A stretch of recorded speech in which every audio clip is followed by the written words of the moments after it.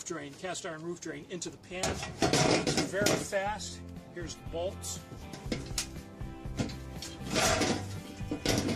Stick the bolt here. Stick a bolt here for starters. Go ahead and screw on our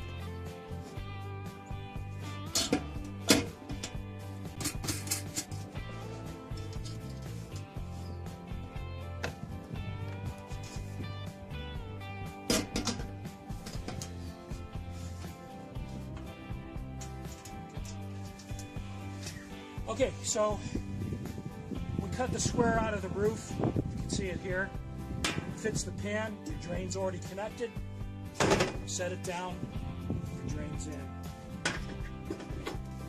then you're going to want to make sure you put on your leaf grate. Lock it in, which I just did. And this roof is a little bit unique. This pan is designed for joists that are 16 on center. This roof is 24 inches on center. These joists are 24. But these holes here are designed to take screws. They will screw right down into your joist, hold this very secure into the joist on one side and on the other side.